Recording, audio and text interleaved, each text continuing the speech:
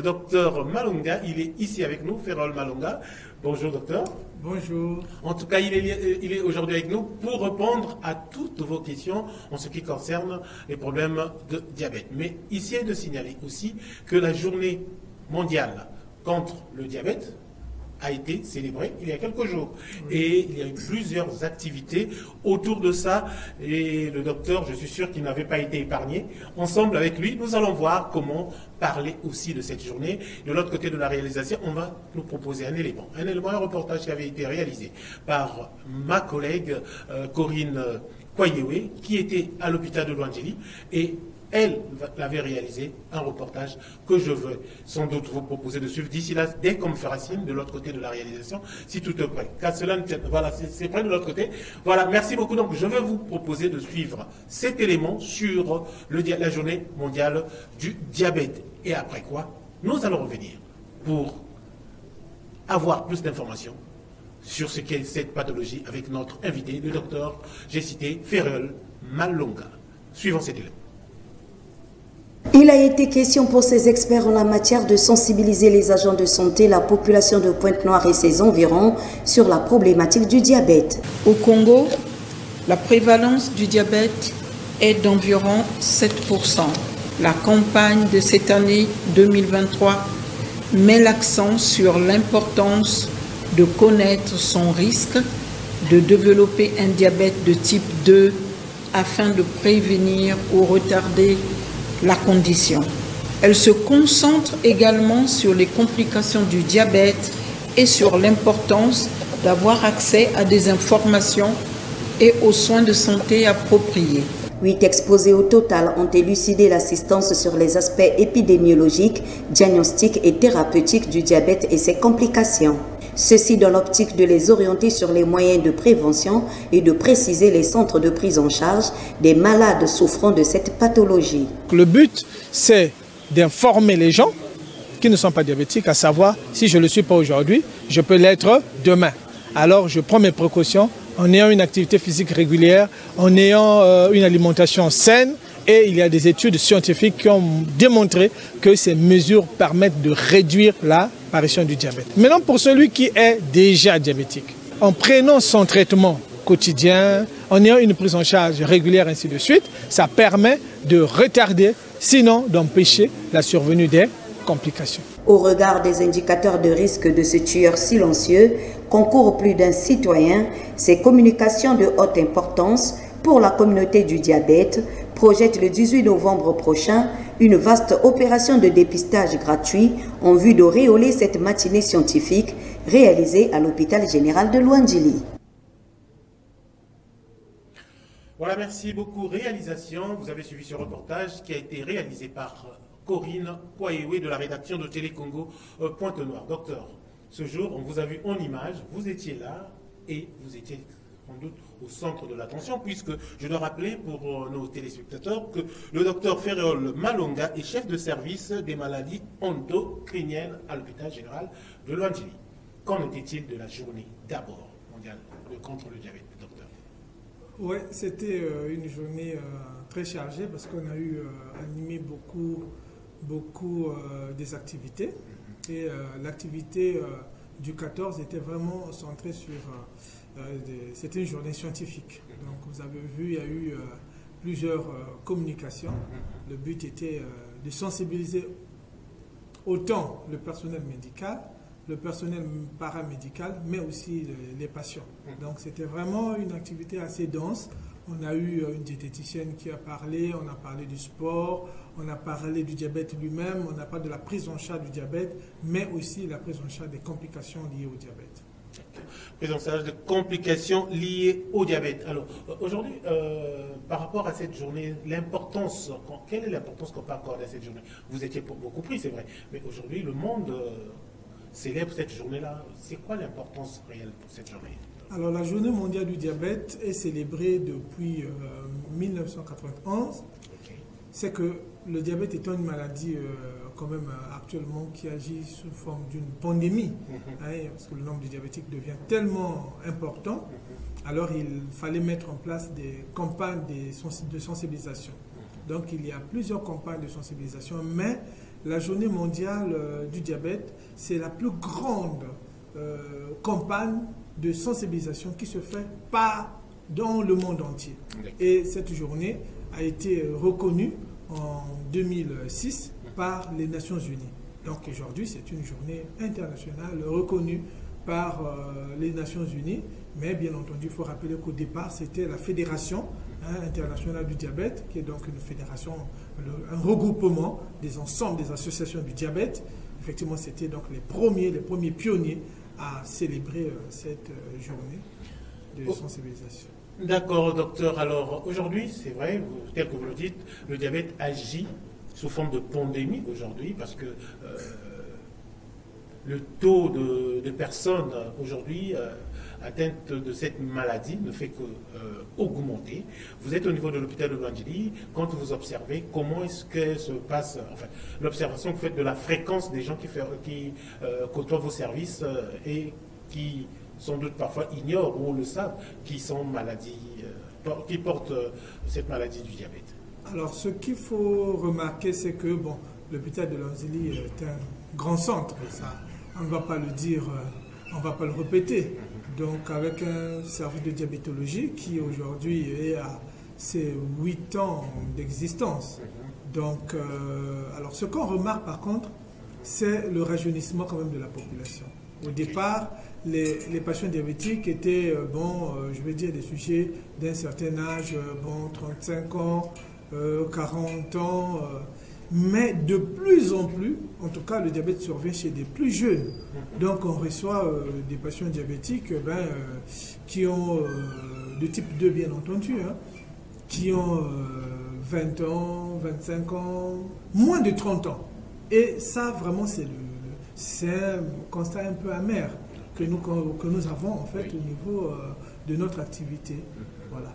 Donc, pas plus tard, aujourd'hui même, je viens de recevoir un jeune à qui on découvre un diabète probablement de type 2, mais il a 26 ans. Alors que ce diabète de type 2, avant, on l'appelait un diabète de sujet âgé, parce que c'est un diabète qui survenait au-delà de 40 ans, 45 ans. Mais actuellement, ça change. Donc, ça survient, en tout cas, chez les plus jeunes.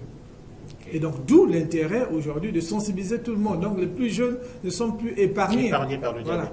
Or qu'avant, il y avait donc ce qu'on appelle le diabète de type 1. Le diabète de type 1, avant, on l'a appelé le diabète de sujet jeune. Oui. Est-ce qu'on peut en savoir davantage? Qu'est-ce qui différencie le diabète de type 1 à celui du type 2?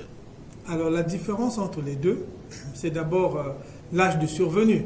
Parce que le diabète de type 1, il survenait le plus souvent chez des jeunes, et puis il survenait le plus souvent chez des sujets maigres, et puis on l'appelait aussi un diabète insulinodépendant, parce que quand on l'a, automatiquement on doit être traité à bas de l'insuline, et donc l'insuline demeure en fait le traitement indispensable dans le cadre de la prise en charge du diabète de type 1.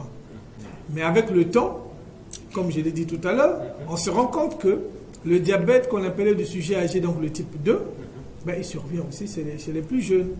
Et on se rend compte aussi que le diabète de type 2 qui survenait avant chez des personnes qui sont fortes de corpulence, il survient aussi chez des sujets qui sont maigres.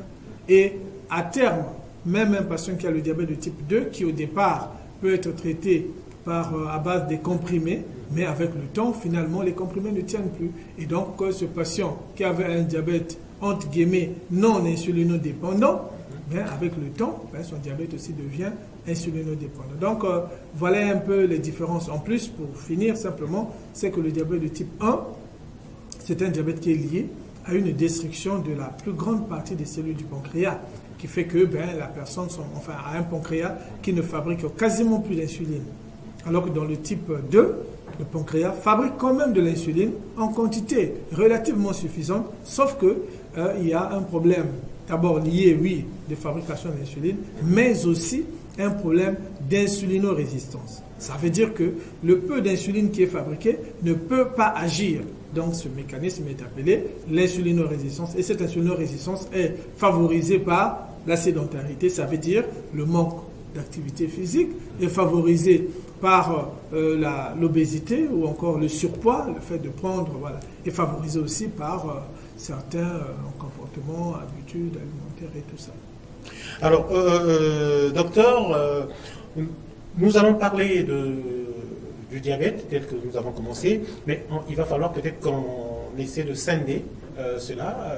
Donc, puisque le thème c'est connaître les risques liés au diabète, c'est maîtriser la réponse. Donc, je pense que c'est ça, c'est maîtriser la réponse. Mais si on va essayer de maîtriser la réponse, connaître les risques, il y a des personnes qui ne sont pas diabétiques, les personnes qui sont diabétiques, et d'autres personnes diabétiques, mais avec beaucoup de complications, puisque vous venez de parler de diabète type 1, type 2. Nous allons partir avec le premier cas, des personnes qui ne sont pas diabétiques. Quels sont les risques pour ces personnes et qu'est-ce que ces personnes doivent faire, les personnes qui ne sont pas diabétiques, déjà? Très bien, parce que c'est même le thème de la Journée mondiale du diabète, connaître le risque. Alors, vous savez, si on ne connaît pas son risque, ben, on ne peut rien faire. On va se dire que ben, tout va bien, et puis finalement, ce sont des accidents qui arrivent. Donc, faire le dépistage du diabète en faisant la glycémie, c'est bien. Mais qu'est-ce qui se passe? La personne est déjà diabétique. En ce moment-là, on prend en charge son diabète. Donc, l'idée ici, c'est d'agir en amont. En amont.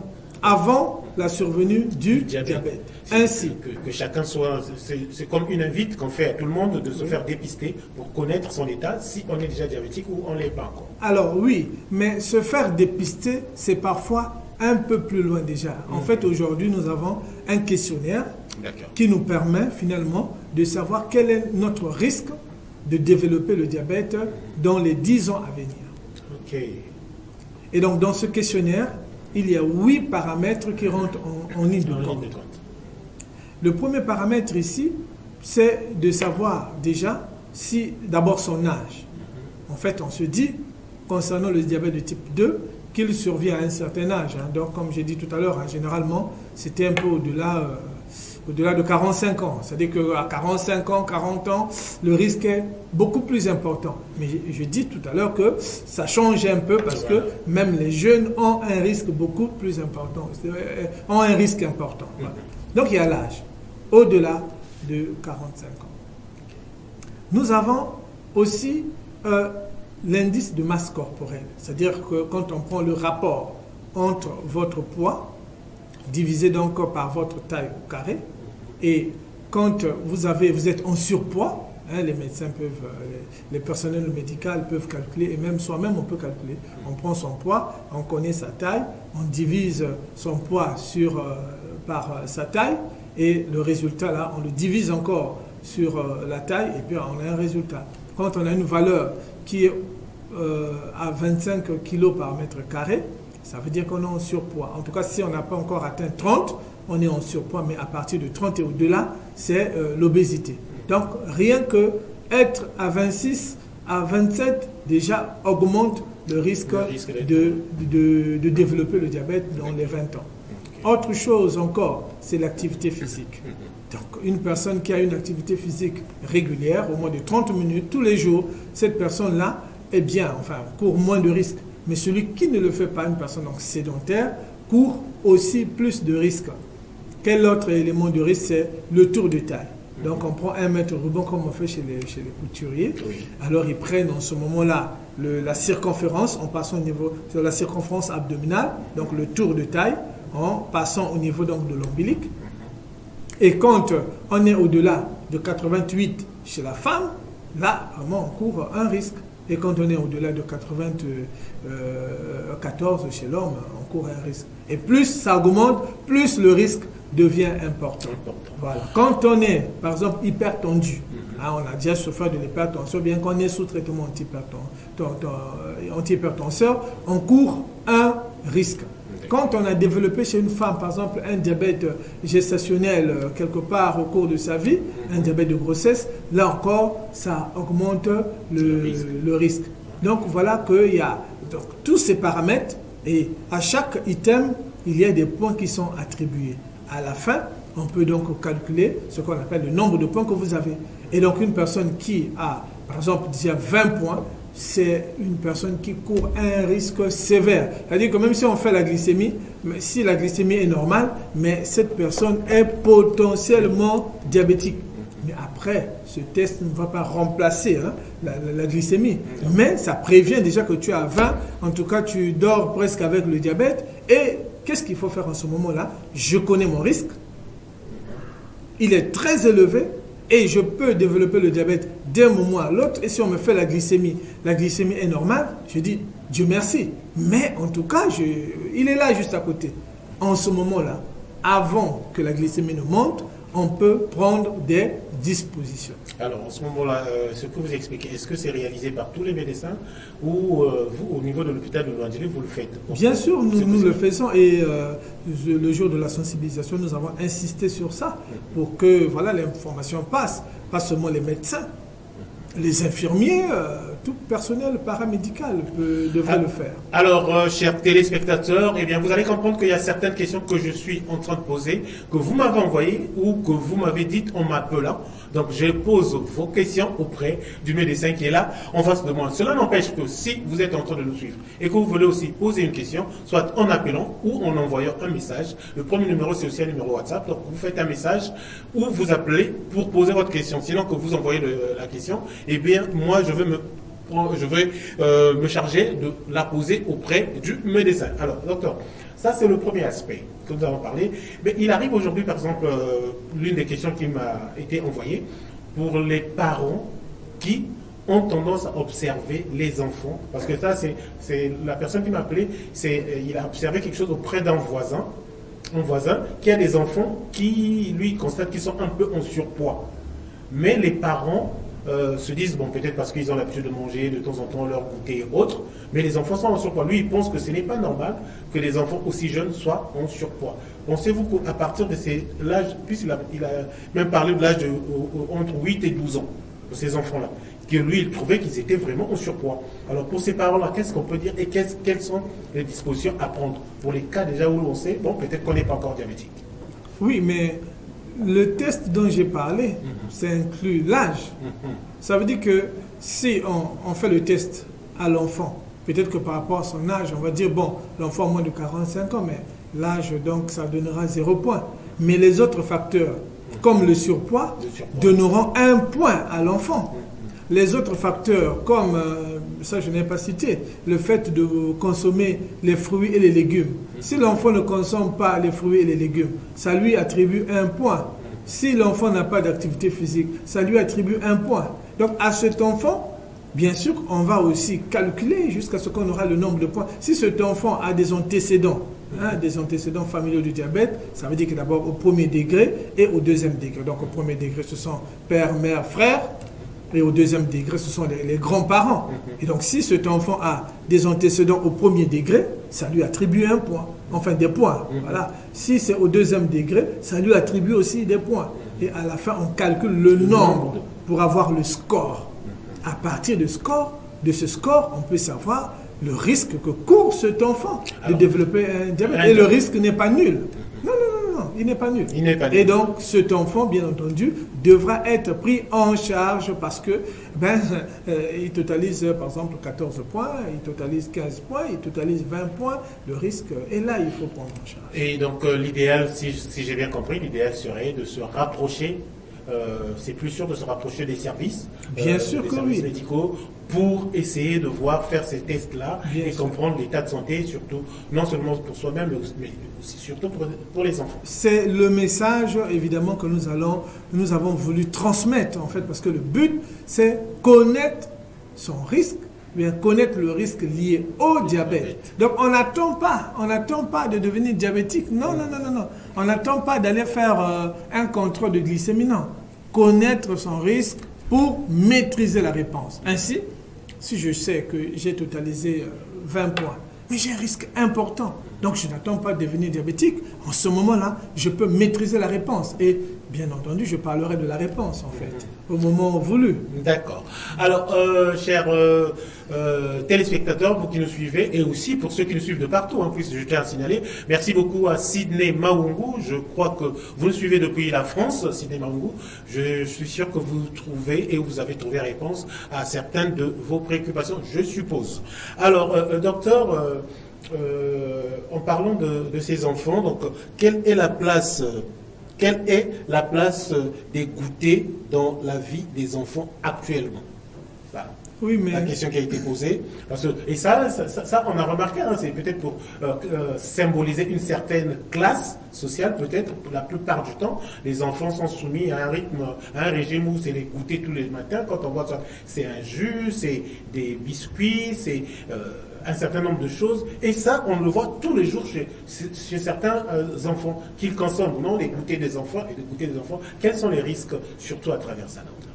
Oui, mais cette alimentation, aujourd'hui, c'est démontré, ça conduit à l'obésité. Pas le goûter en lui-même, mais c'est la constitution du goûter. La constitution du goûter. Vous voyez, quand on donne à un enfant qui vient de manger, par exemple, l'enfant mangeait le midi, à 16 heures, on veut lui donner quelque chose de gras, hyper gras, ben, qu'est-ce que ça fait? Ça paraît, la portion est faible, mais en termes caloriques, en termes énergétiques, c'est riche en énergie.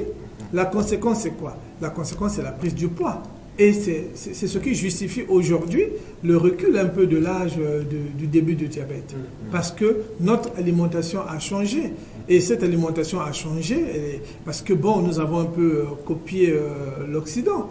Vous voyez, nous avons copié l'Occident. Mais les Occidentaux... Est-ce que nous le faisons bien? C'est ça aussi. Non seulement ça.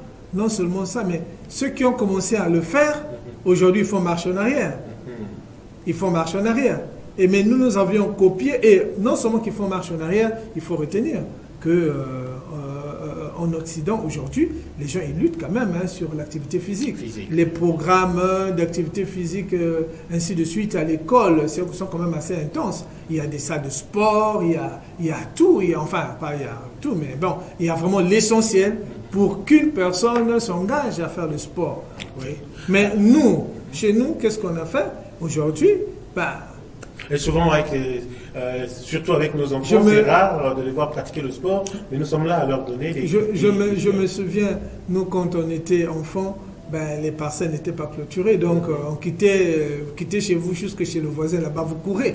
Et on avait l'opportunité, enfin, d'une certaine manière quand même, de faire du sport. Mais aujourd'hui, chaque Congolais a un peu d'argent, donc il doit clôturer, ce qui n'est pas mauvais, parce qu'on a beaucoup de phénomènes, effectivement. Mais c'est quoi? Ça réduit.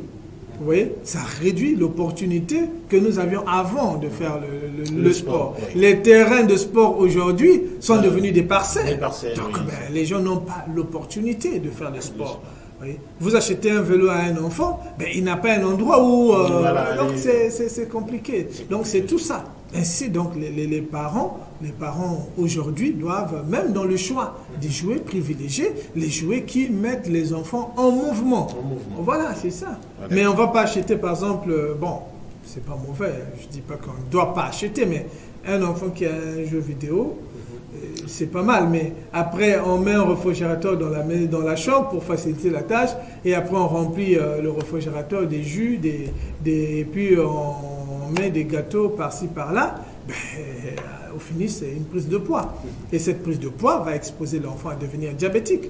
Et si son père ou bien sa mère ou le grand-parent était diabétique à 60 ans, mais l'enfant sera diabétique peut-être à 25 ans, 26 ans. 25 ans. Et là, une façon de dire aussi que les parents, en tant que parents que nous sommes, nous devons prendre conscience parce que nous sommes aussi parfois les responsables des maladies de nos enfants en ce moment-là.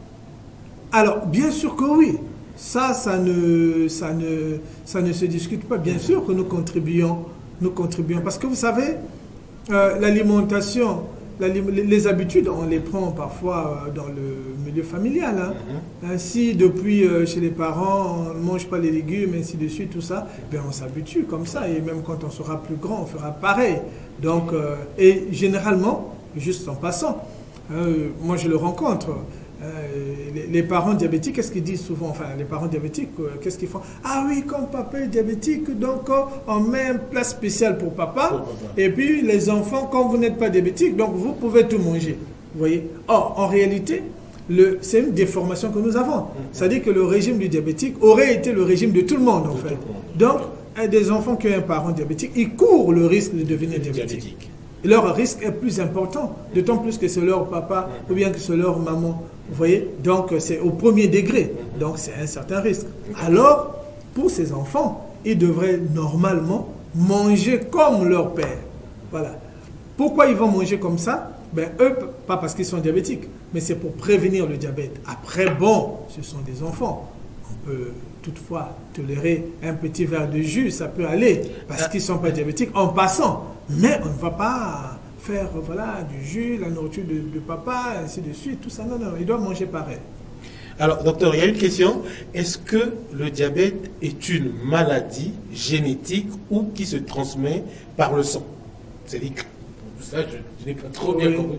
Donc voilà, non, là, vous avez compris la question. Donc, voilà, donc je pense, et ce serait bien quand vous posez une question aussi, hein, c'est pas mal, hein, si vous vous présentez, vous donnez peut-être votre nom, ou bien d'où est-ce que vous envoyez le message, vous posez votre question. Merci, ce serait intéressant. Merci beaucoup, docteur. Donc à cette question, avant qu'on passe à la deuxième partie. Bon, le diabète est une maladie transmissible? Non, le diabète est une maladie non transmissible. C'est-à-dire transmissible de façon directe, par rapport, par ceci. Non, non, non, c'est pas contagieux. Voilà. Mais par contre, c'est une maladie héréditaire. L'hérédité du diabète est démontrée. Dans la mesure où, si vous prenez des jumeaux, hein, des vrais jumeaux, donc des vrais jumeaux, si l'un est diabétique, en tout cas, dans près de 80% des cas, l'autre sera diabétique. Alors, vous voyez, les vrais jumeaux, ils ont presque le même intérêt génétique. Et si vous prenez, par exemple, une personne qui a deux parents diabétiques, maman et papa, alors le risque pour cette personne-là de devenir diabétique, en tout cas sur 100, 60 seront diabétiques. Et si vous prenez une personne qui a un seul parent diabétique, le risque va jusqu'à 30%. Vous voyez, 30% de ces personnes-là deviendront diabétiques. Et si vous prenez une personne qui n'a pas des antécédents familiaux du diabète, c'est-à-dire que ni son père, ni sa mère, personne n'est diabétique, alors là, le risque il est autour de 10-7%. C'est pour dire quoi? C'est pour dire que ben, l'hérédité est là. Ça ne se discute pas. Ça se discute pas. Le problème, c'est simplement, bon, ça je parlais un peu pour le personnel voilà, médical. En fait, c'est une maladie polygénique. On passe.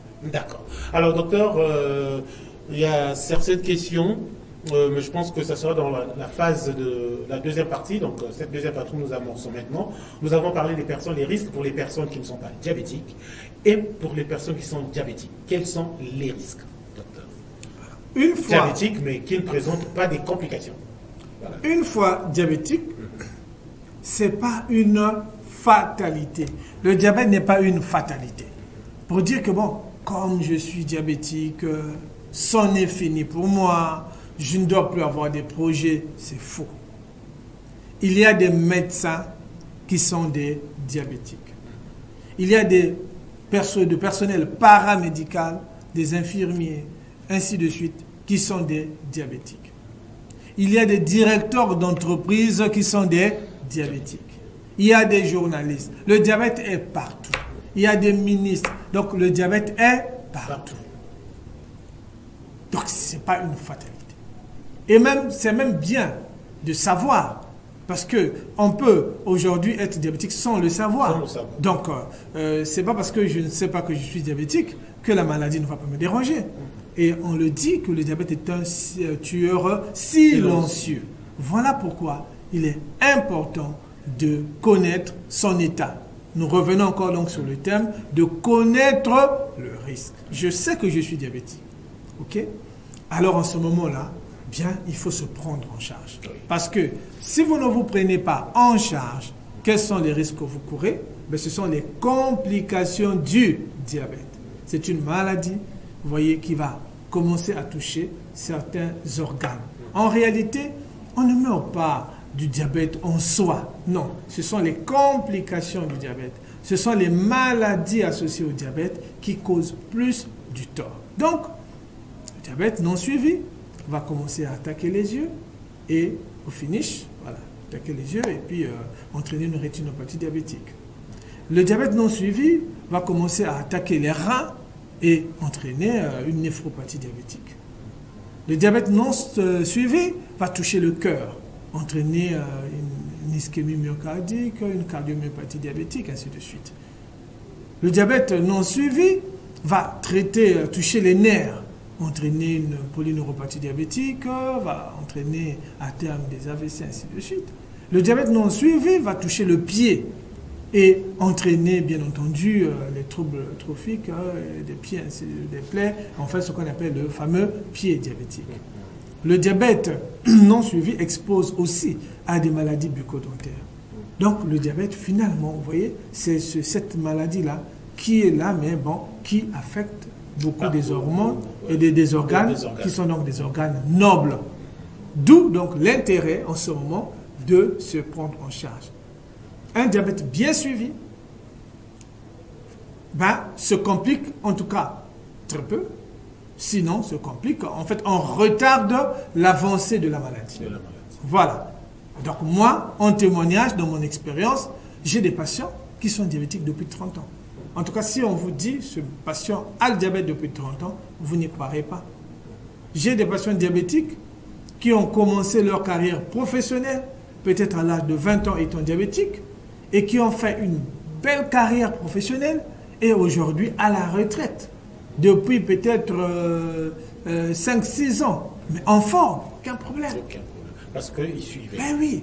Et je rappelle, je me souviens de mon patron en Côte d'Ivoire qui nous disait que ça marche bien quand on a affaire à des patients qui sont bêtes et disciplinés. Alors bête, c'est juste pour dire, un patient qui ne réfléchit pas trop. Parce que quand on veut faire trop d'expérience, voilà ce qu'on m'a fait, on essaie sur son corps. On m'a dit que bon, je peux prendre ceci, on essaie. Mais dans tout ce qu'on essaie, parfois on peut aller essayer quelque chose qu'on ne devrait pas essayer. Et donc, ce patient-là, il a appris quelque chose, il en discute avec son médecin. Voilà. Parce que le médecin, il est là pour ça, il est payé pour ça. Donc, venez poser des questions. C'est son job. Quelqu'un qui est informaticien, qui se met à trop réfléchir sur le diabète, mais ce n'est pas ton truc. Viens voir un professionnel de santé. Le professionnel de santé, il est là, c'est son job, il est payé pour ça. Donc lui, il saura réfléchir. Et ensemble, bien entendu, vous trouverez plus facilement des solutions. Voilà. Et donc, discipliné, oui, bien entendu. Discipliné parce que, bon, quand on lui dit, ce médicament est à prendre matin et soir, il est discipliné.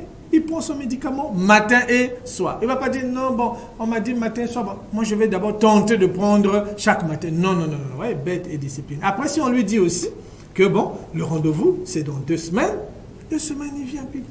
Donc, il n'y a pas de souci. Et en tout cas, quand on a ces genres de patients, alors nous, diabétologues, on devient forts.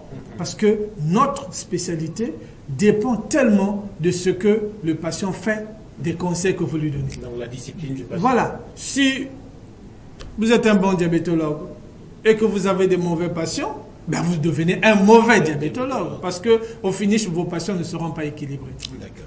Alors, docteur, Chris Louia, lui, il dit, étant diabétique, peut-on réduire le taux de diabète? Donc, je pense qu'il veut parler de glycémie, sans doute. Je pense. Par le sport. Ah oui, le sport était un élément important. Il y a des grandes études à l'échelle internationale qui ont montré que chez des patients diabétiques, on a pris en fait des groupes de patients, des patients diabétiques qui sont sédentaires, qui ne font pas d'activité physique. On a pris un autre groupe de patients diabétiques qui ont une certaine activité physique mais modérée. Et puis on a pris aussi un groupe de diabétiques qui ont une activité physique intense. On a pris ces patients, on les a suivis pendant des années. Et les études ont prouvé que les patients diabétiques qui avaient une activité physique déjà modérée vivaient mieux et mouraient peu par rapport à ceux qui étaient sédentaires. Donc l'activité physique est un pilier important, j'allais dire indispensable dans la prise en charge du diabète. Cependant, l'activité physique n'est qu'une partie de la prise en charge. Il faut y associer le régime, il faut y associer le traitement médicamenteux, les médicaments, et il faut y associer le suivi. En fait, il y a 4 piliers pour une prise en charge complète. Donc, l'activité physique n'est qu'une partie de la prise en charge. L'activité physique n'est qu'une partie de la prise en charge. Ça, nous étions avec ceux qui sont diabétiques et qui n'observent pas des complications. Il y a des diabétiques pour lesquels on peut observer des complications. Quelles sont les complications qu'on observe souvent chez les diabétiques et quels sont les risques pour ces diabétiques qui présentent des complications? Alors, oui, une fois qu'on est diabétique et qu'on a des complications, donc j'en ai parlé, les organes qui sont touchés par l'hyperglycémie. Alors, une fois qu'on a les complications, là aussi, il y a toujours l'espoir. Oui, c'est ça ce qui est bien avec le diabète. Il y a toujours l'espoir. Oui, on peut toujours faire des choses. Cependant, là, la prise en charge va être multidisciplinaire. Qu'est-ce que ça veut dire multidisciplinaire? Ça veut dire que le diabétologue va continuer à faire son travail, mais l'organe qui est touché par le diabète va aussi être suivi par le spécialiste de cet organe. Je prends un exemple. Si on a le diabète et qu'on a une rétinopathie diabétique, alors en ce moment-là, voilà un autre acteur qui va rentrer, qui sera donc l'ophtalmologue. Donc le suivi va être le diabétologue pour la glycémie et l'ophtalmologue pour la maladie donc des yeux, la rétinopathie qui s'est associée. Et les deux doivent marcher ensemble. Les deux doivent faire le boulot ensemble. Et en faisant cela, alors soit ça retarde l'évolution de la complication. Parce que cette complication de la rétinopathie non prise en charge va conduire malheureusement vers une cécité. On devient aveugle. En rappelant que le diabète, c'est la première cause de cécité dans le monde. Voilà pourquoi j'ai le diabète, j'ai une rétinopathie diabétique, je ne dois pas fuir l'ophtalmologue, je ne dois pas abandonner le diabétologue. Je continue ma marche et finalement on y arrive. Et si c'est le cœur qui est touché, alors en ce moment-là, on fait appel au cardiologue. Lui aussi, il rentre dans la danse. Et si c'est le nerf, le neurologue aussi rentre dans la prise en charge, ainsi de suite. Si c'est le pied, eh ben, il y a des moments où on a besoin des chirurgiens, ainsi de suite. On a besoin des podologues, enfin, quand on a tout ce personnel à notre disposition, ainsi de suite, pour renforcer, pour une prise en charge, je le répète ici, multidisciplinaire. Et quand on a une maladie rénale, là aussi, il y a le néphrologue. Donc, on peut avoir un patient diabétique qui a 3 complications. Donc, pour ces 3 complications, ces 3 acteurs, vous voyez, des complications, vont rentrer dans la prise en charge, plus le diabétologue. Et ensemble, nous essayons de combiner, de conjuguer nos efforts pour que le patient continue à vivre sa vie. Et c'est surtout pour vos patients, prenons le cas de l'hôpital de Luanzili, l'orientation se fait dans ce sens-là? Bien sûr, à l'hôpital de Luanzili, nous avons un diabétologue, un service de diabétologie, nous avons un service de cardiologie, nous avons un service de néphrologie, nous avons un service d'ophtalmologie, nous avons un service de chirurgie, nous avons l'essentiel, en tout cas, pour prendre en charge nos patients diabétiques. Alors, nous sommes en train de chuter maintenant, dans le cadre de notre émission, avant qu'on arrive à quelques essais de conseils ou peut-être pas traitement, peut-être, puisque le traitement, ce sera sans doute après examination, mais pour les conseils. Mais avant cela, il y avait la question de Rodrigue Kaya, que j'ai commencé à vous poser avant même que l'émission ne commence, notamment le lien entre le diabète et l'alcool. Est-ce qu'un diabétique, un patient diabétique peut consommer de l'alcool? À quelle fréquence ou quelle catégorie d'alcool? Voilà, docteur. Alors, ce qui est vrai, l'alcool et le diabète ne font pas bon ménage. L'alcool va à gauche, le diabète va à droite. Déjà, même quand on a le prédiabète, c'est déjà quelqu'un qui a un pied dans le diabète et un pied à l'extérieur. En ce moment-là, on met quand même un traitement un peu intensif du diabète. Et en ce moment-là, on demande de réduire la consommation déjà de l'alcool. Bon. Et quand c'est associé à une hypertension artérielle, carrément, on dit d'arrêter l'alcool. Donc, logiquement, le diabète et l'alcool ne font pas bon ménage. La difficulté parfois que nous avons, c'est que vous avez un patient, vous voyez, qui, pour lui, l'alcool c'est son truc. Vous voyez, donc Alors, en ce moment, à quel moment, surtout, que l'alcool peut présenter un véritable danger pour un patient diabétique? Mais de toutes les façons, on doit l'accompagner au sévrage.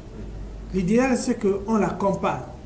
On l'accompagne, il y a des diététiciens, il y a des psychologues. Nous avons une psychologue à l'hôpital de Loanzili.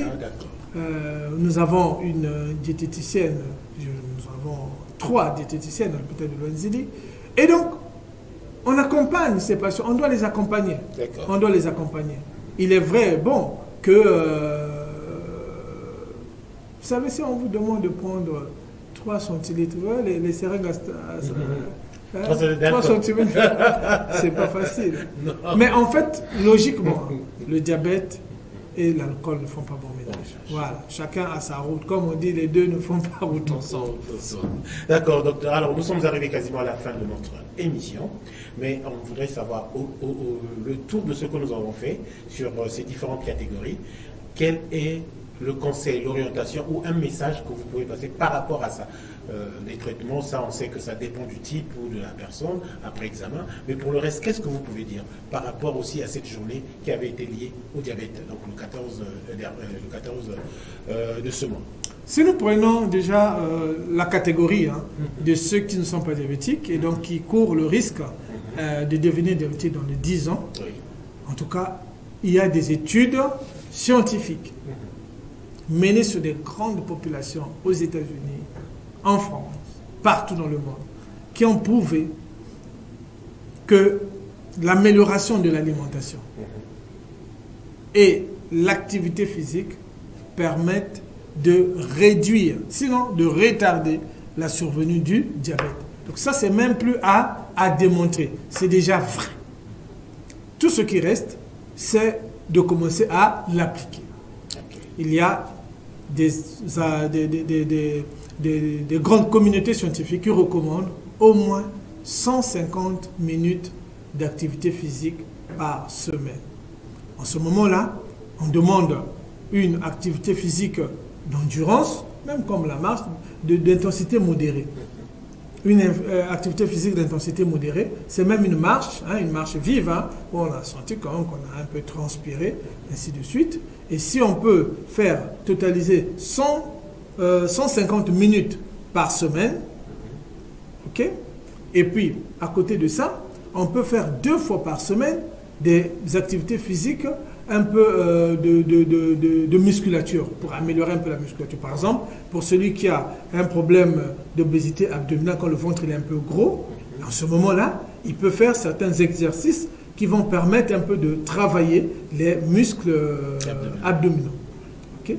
Et puis, on fait un renforcement musculaire.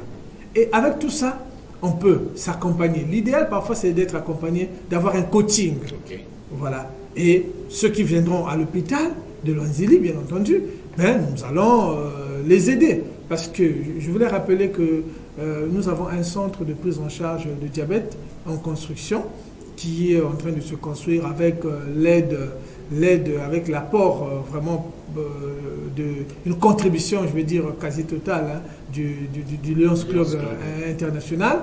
Donc le centre de prise en charge du diabète, le centre de Diabespace de Loanzili. Aujourd'hui, les travaux sont quand même avancés. Et dans ce centre de prise en charge du diabète, nous avons prévu un espace dédié à l'activité physique avec un coaching sur le sport. Et les patients viendront là-bas, on va les aider. Il faut qu'il y ait de l'accompagnement. Il faudrait qu'il y ait de l'accompagnement. Et même sur la nutrition, vous voyez, nous avons les prendre en charge. Parce que c'est facile de dire, bon, ne mangez pas ça, mais dans la vraie vie, il faudrait qu'on prenne ces choses-là, qu'on les amène dans la vraie vie. Et voilà comment vous allez manger, voilà l'assiette du diabétique. Et donc, dans ce centre, évidemment, nous avons un espace cuisine. Voilà. Et avec cuisine qui sera tout équipée. Et là, on montrera en pratique, dans la vraie vie, ce que le patient diabétique doit consommer. Donc, je reviens pour dire que l'activité physique et, bien entendu, une alimentation saine, ben, c'est déjà des éléments qui ont prouvé leur efficacité. Après, quand on est diabétique, le problème c'est lequel? Ben, je l'ai dit tout à l'heure. Faites-vous consulter et faites-vous suivre. Voilà. Et quand on a un diabète compliqué, on passe à l'étape de la prise en charge multidisciplinaire. Voilà. Merci beaucoup, docteur. Merci d'avoir partagé toutes ces informations avec ceux qui nous ont suivis. Et bon, je vais quand même la poser. Hein. C'est vrai que nous sommes arrivés à la fin. Vous avez parlé de l'alimentation. Vous avez parlé d'une alimentation saine. On m'a demandé ici, ça va, alimentation saine. Quoi, par exemple, qui peut être sain pour être pas du même côté que le diabète? D'accord, c'est vrai que, comme j'ai dit, toutes ces choses demandent un peu de l'accompagnement et que nous avons des diététiciens, nous avons un programme, tout ça. Donc, j'espère que pour plus de précision, ils vont se rapprocher pour qu'on puisse les aider. Mais en passant, déjà une alimentation saine, c'est une alimentation où on évite déjà ce qui est gras, d'accord? Pas vraiment le gras, il faut l'éviter. Surtout la graisse animale, hein, voilà, on peut mettre un peu de l'huile de cuisson dans nos repas, mais là encore, il faut regarder la qualité de l'huile et aussi la quantité de l'huile. Voilà. En ce qui concerne les sucreries, comme on a dit tout à l'heure, si on est diabétique, donc on doit carrément arrêter. Si on n'est pas diabétique, on limite les aliments sucrés. Et puis, si on prend par exemple les céréales, hein, tout ce qui est accompagnement, hein, on préfère plus prendre les céréales complètes, mais les céréales, les accompagnements, le pain, le manioc, ainsi de suite, on peut quand même savoir un peu limiter les quantités. Consommer beaucoup de légumes. Beaucoup de légumes. Les légumes, on peut les consommer en crudité ou encore cuites. Et puis des fruits, donc fruits et légumes. Ça, voilà les aliments qui ont prouvé leur efficacité dans la prévention du diabète, mais aussi dans la prise en charge du diabète. On a dit qu'il faut donc aussi agir un peu sur les habitudes alimentaires, comme j'ai dit, certaines habitudes, comme l'hygiène de vie. Donc consommer moins de sel, ainsi de suite, éviter l'alcool, arrêter le tabac, bon, voilà. Voilà un peu, vous avez suivi avec moi, chers téléspectateurs, tout ce qui a été dit, vous qui nous avez suivis depuis chez vous ou encore partout via WhatsApp, via Facebook, pardon, vous qui nous avez suivis. Merci à vous, merci pour vos questions, vos préoccupations. Et comme vous le savez, sur un plateau de télévision, en recevant un médecin, on peut dire des tas de choses, mais on n'est pas en mesure de déterminer réellement ce que vous vous attendez du médecin. Mais ce qu'il faut savoir, c'est ce qu'il vous a dit. Vous orienter, aller dans les centres hospitaliers. Pour ceux qui connaissent donc ici, ils peuvent aller. Pour ceux qui viennent de voir, ceux qui veulent voir le docteur Malonga, eh bien, vous rendez au service des maladies endocriniennes de l'hôpital de Luandjili. En ce moment-là, vous allez le voir là-bas et vous allez avoir plus d'informations comme quoi il pourra vous orienter. Merci une fois de plus à toute l'équipe de Télé Congo Pointe-Noire qui m'a tenu compagnie pour réaliser cette émission. Et merci à vous, chers téléspectateurs. On se retrouve samedi prochain, même chaîne, même heure et avec le même plaisir. Et je finis en ouvrant une page rose pour notre collègue Branly Damba qui fête son anniversaire aujourd'hui. Bon anniversaire à toi, cher jeune frère et collègue. Au revoir et merci.